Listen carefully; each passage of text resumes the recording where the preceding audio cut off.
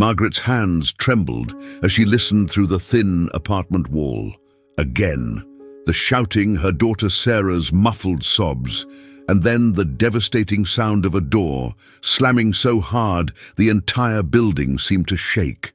At 62 years old, Margaret had witnessed many heartbreaks, but nothing compared to watching her beloved daughter's marriage crumble before her eyes. One cruel word at a time. "You're just like your pathetic mother." David's voice had echoed moments before, his words like poison arrows aimed straight at Sarah's heart. Margaret pressed her face against the wall, tears streaming down her weathered cheeks. This wasn't the man her daughter had fallen in love with 5 years ago. This wasn't the charming, respectful young man who had asked for Sarah's hand in marriage. Something dark had taken hold of David's heart, and it was destroying everything beautiful in its path. If you've ever felt your family falling apart, this story will give you hope.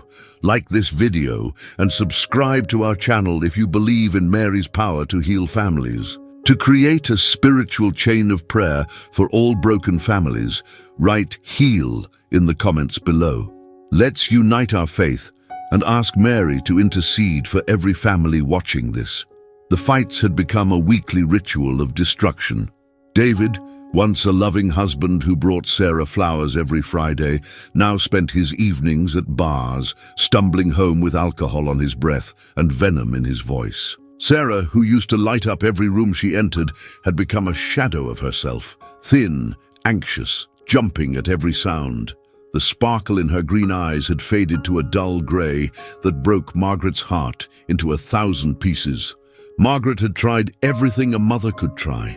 She'd bitten her tongue when David made snide comments at family dinners. She'd offered marriage counseling resources, suggested couples retreats, even hinted at professional help. But David's response was always the same, a cold stare and a dismissive comment about meddling mothers-in-law. Meanwhile, Sarah defended him, making excuses, covering bruises on her heart that no makeup could hide. What Margaret didn't know was that tonight would be different.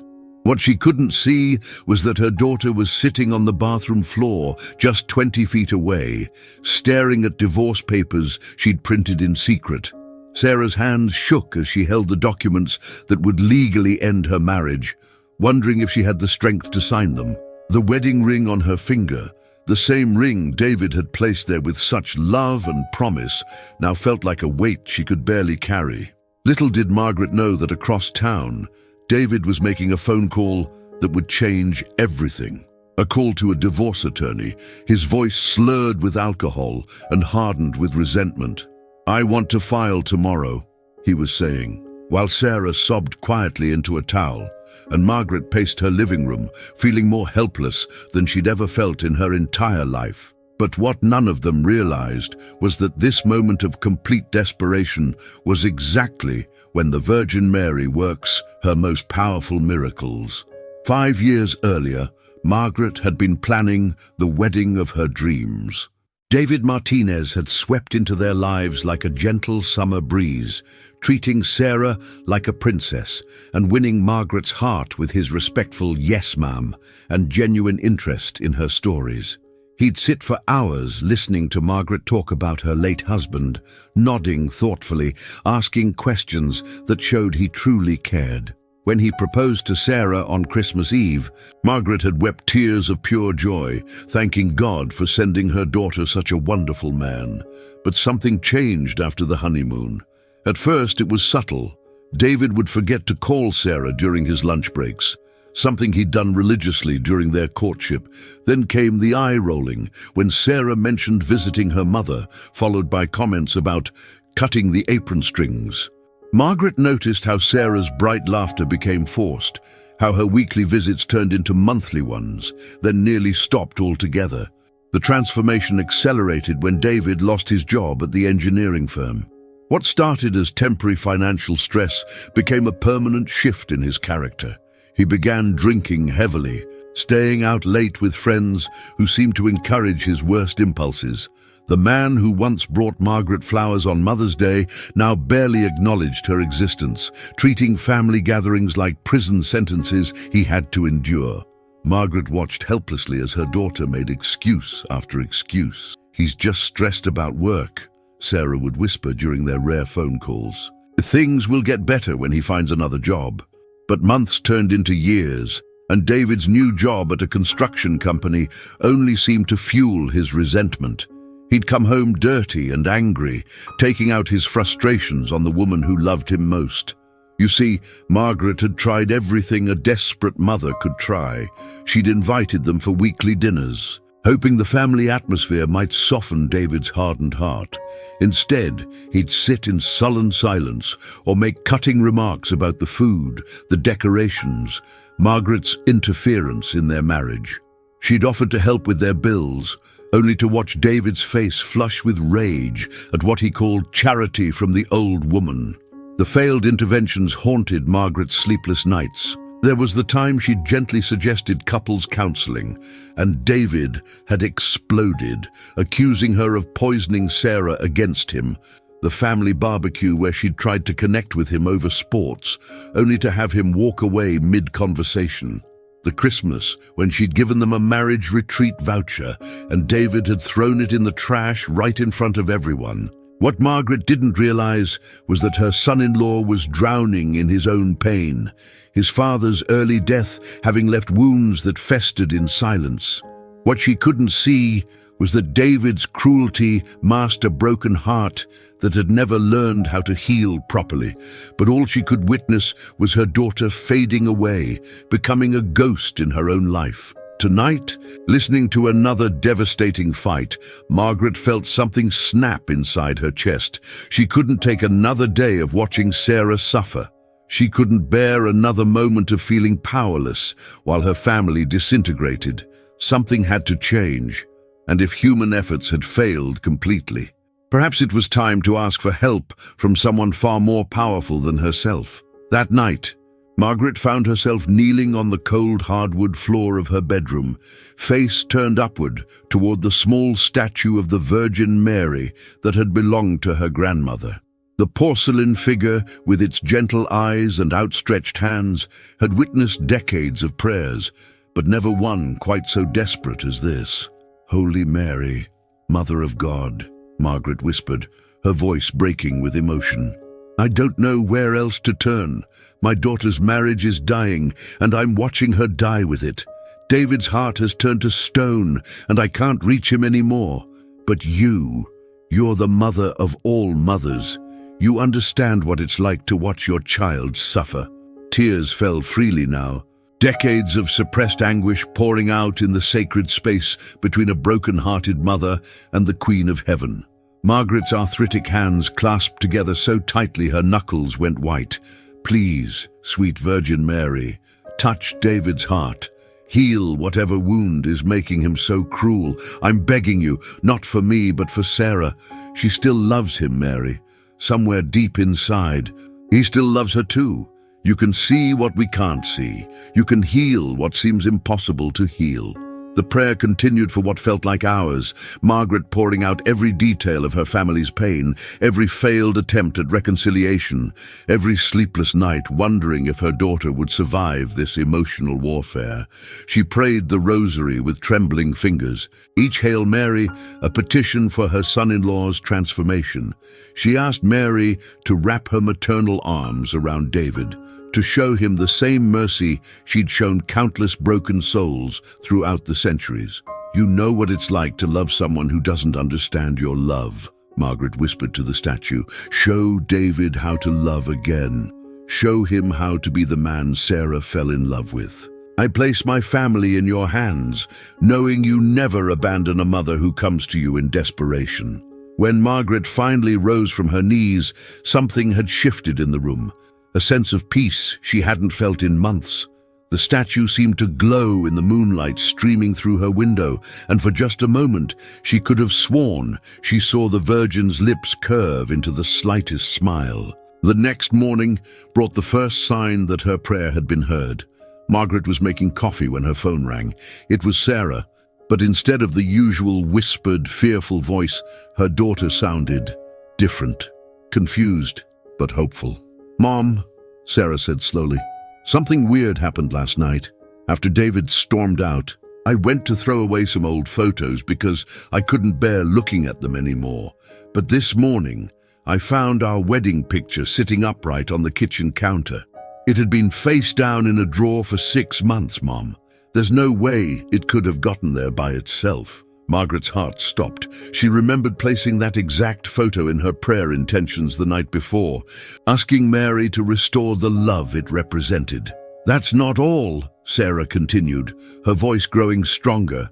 David didn't come home drunk last night. He came home sober, and he actually apologized for yelling. What Sarah didn't know was that this was only the beginning of what the Virgin Mary had planned. Over the next 2 weeks, Margaret began to witness what could only be described as divine orchestration. One by one, the toxic influences in David's life started disappearing in ways that seemed too perfectly timed to be mere coincidence. First, it was Tommy, David's drinking buddy, who had been encouraging his worst behaviors for months. Tommy suddenly received a job transfer to another state, a promotion he'd never applied for, from a company that had never shown interest in him before.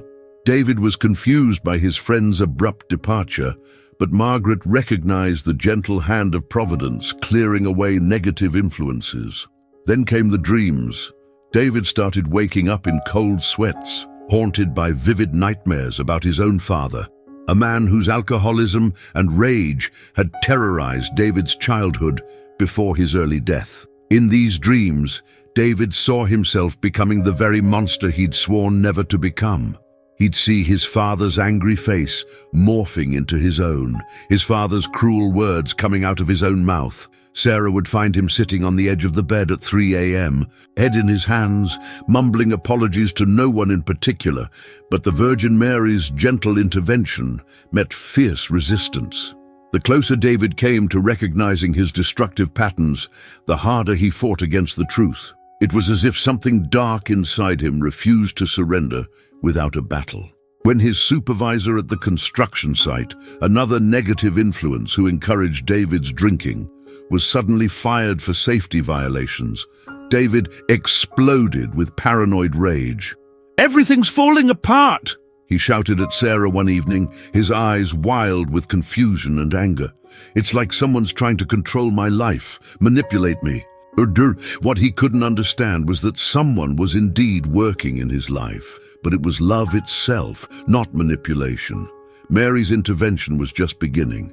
If you want to see more amazing family miracles, subscribe and hit the bell for notifications. The resistance intensified when David's usual bar changed ownership and implemented a new policy requiring customers to show ID for every drink, something that embarrassed David enough to make him leave. When his anger management seemed to improve slightly, he'd sabotage his own progress with increasingly erratic behavior, as if punishing himself for moments of softness. Margaret watched this spiritual battle unfold with a mixture of hope and terror. She could see the Virgin Mary's gentle hands working, dismantling the scaffolding of David's destructive habits piece by piece. But she could also see David fighting against his own healing, clinging to his anger like a security blanket he was afraid to release. The crisis point came on a rainy Thursday evening. David arrived home to find Sarah had prepared his favorite meal, something she hadn't done in months, inspired by a strange sense of hope she couldn't explain. Instead of being grateful, David interpreted her kindness as pity. "I don't need your charity," he screamed, sweeping the dinner plates off the table. "I'm done with this marriage. I'm done with your mother's interference. I'm filing for divorce tomorrow." He stormed toward the door, car keys in hand, while Sarah sobbed behind him. But what David didn't know was that the Virgin Mary had one more intervention planned, one that would change everything forever.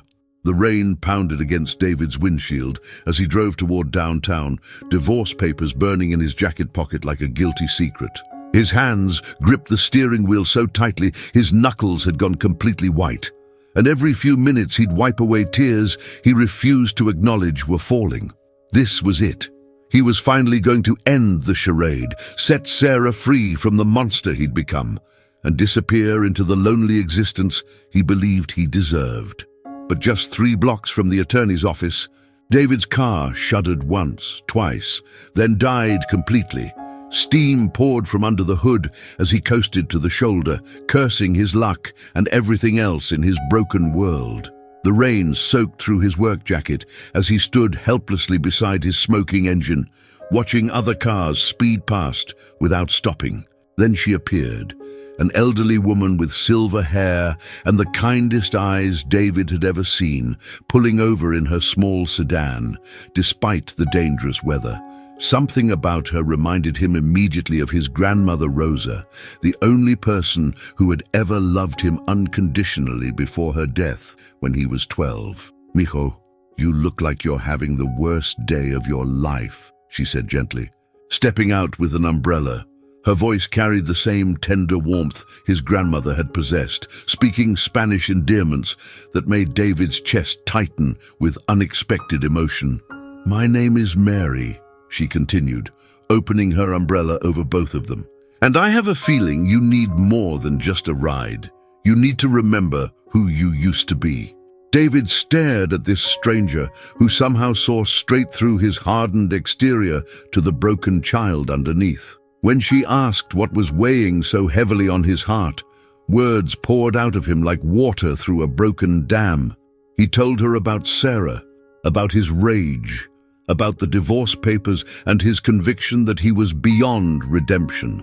Mary listened without judgment, occasionally nodding with the wisdom of someone who had witnessed countless broken souls find their way home.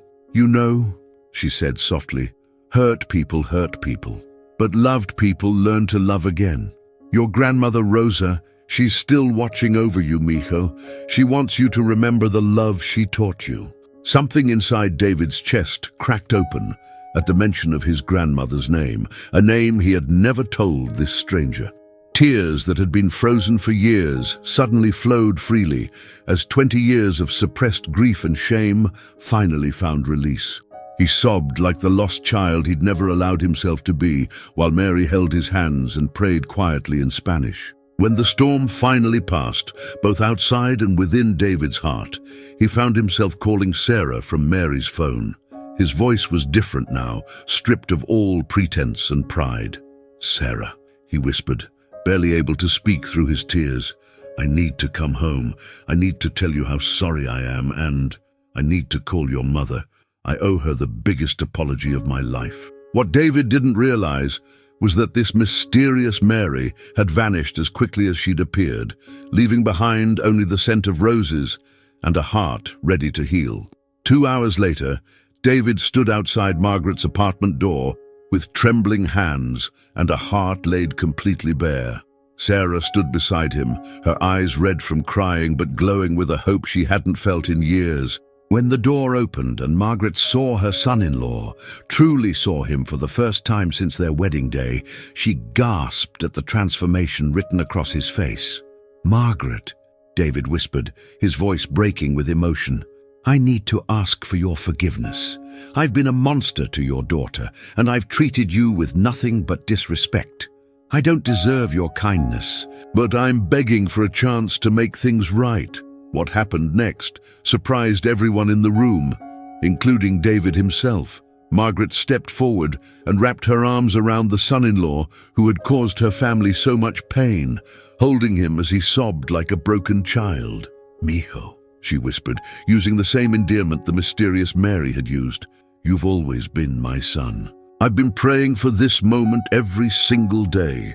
That evening, over Margaret's homemade tamales and the first peaceful dinner their family had shared in years, David finally opened his heart completely.